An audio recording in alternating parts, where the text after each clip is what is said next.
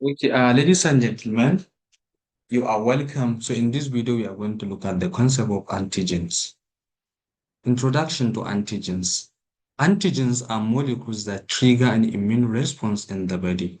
So remember, actually, we discussed about immunity, and when we said immunity or immunology, it's the study of immune system. And when we said immune system, it's a system that trying to protect the body against any foreign substances. So you should understand that the immune response in the body is triggered by a molecules called antigens. So whenever there is an antigens in the body, so there is a likelihood an immune system will respond. And as you can see here, let's say this is actually an infected cells.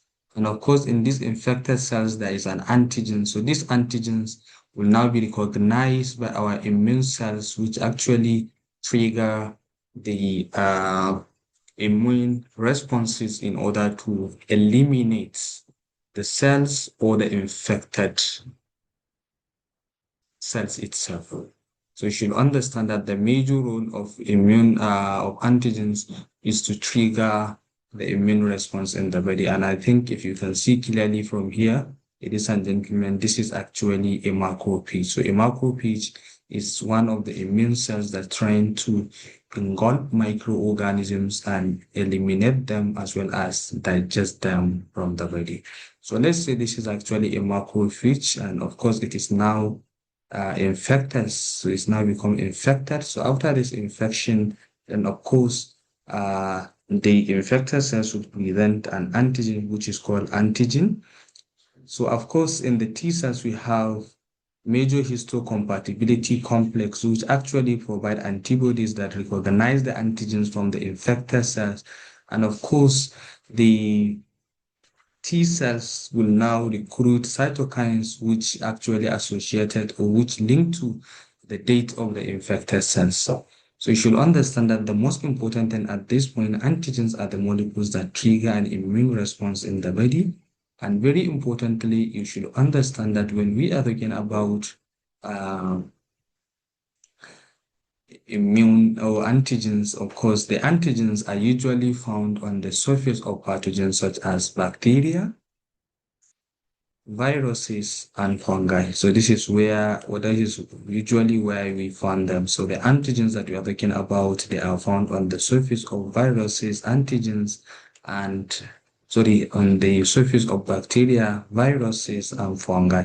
So that is where they usually found, and they are recognized by the antibodies to neutralize or destroy them. As you can see, the body recognizes antigens as a foreign and produce antibodies to neutralize or destroy them. So that is what actually happens. So let me actually explain myself. Usually, ladies and gentlemen, we get infected with pathogens.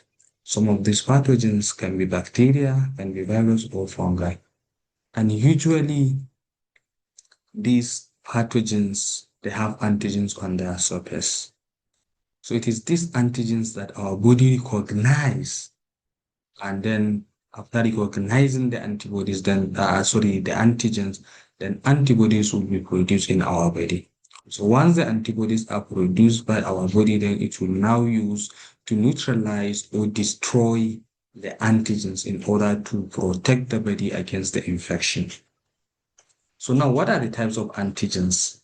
Antigen can be classified as exogenous, endogenous, or autoantigens. So now, as we can see here, what is actually exogenous antigens? Exogenous antigens, as you can see, they are antigens that are originated from outside the body. So usually the antigens that are coming outside the body that come as exogenous, it means that they are the exogenous antigens. It means that they are coming outside the body, maybe from pathogens like bacteria, viruses. So that is why they are called exogenous antigens. And of course, we have indigenous and indigenous antigens. So indigenous antigens, they are antigens that are produced within our body, often due to infection or mutation. So this is actually indigenous antigens. So exogenous antigens are coming from outside the body, from bacteria, from viruses, fungi, and others. And then for the indigenous, there are antigens that we produce them within cells, that is within our body. And then of course, when we said autoantigens, they are antigens that are mistakenly recognized by our immune cells as a foreign. So that is why they are called autoantigens. They are antigens that are mistakenly recognized by our body and respond or an induce immune response. So they are mistakenly recognized by our body. So now what is the structure and the functions of antigens? So most antigens are proteins. So you should understand that most of the antigens, they are proteins or polysaccharides, or you can call them glycoproteins with specific regions called epitopes that antibodies recognize. So you should understand, ladies and gentlemen, in terms of the structure, the antigens is glycoproteins, proteins or polysaccharide, and it has a specific regions which is called epitopes. And these epitopes in the antigens is the specific site or specific region that antibodies recognize and bind to. And very importantly, the immune system, it uses antigens to identify and differentiate between self and non-self entities. So of course, remember, we have what we call autoimmune infection or autoimmune disease. So autoimmune disease is actually a disease that responds to a self-antigens, or that actually body mount a reaction against its own specific cells or its own cells. So the use of antigens in immunology or in immune system is very important, because these antigens is what make our immune system to differentiate and identify between self and a non-self entities. So as we can see, this is actually antigen, and this is the epitope, and this is the paratope. A paratope is a region in the antibodies that specifically binds to antigen. So this is actually a paratope. A paratope is a region in the antibodies where epitopes of the antigen specifically bind to. So binding of an antibody to an epitope on an antigen, it facilitates immune response activation. So whenever antibodies bind to the epitope of an antigen, so that is where the immune response will be activated. So what are the clinical significance of antigens?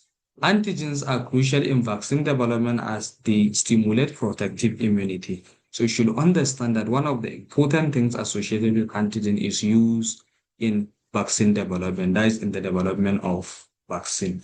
And it also play a key role in allergy development when the immune system overreacts to harmless substances. So of course, sometimes we have allergic reaction in our body, and this is actually due to overreactions of immune system to harmless substance. So that is when the allergens develop in our body. So you should understand that antibody plays a key role in allergy development. So understanding antigen is essential for diagnosing infectious diseases and developing immunotherapies.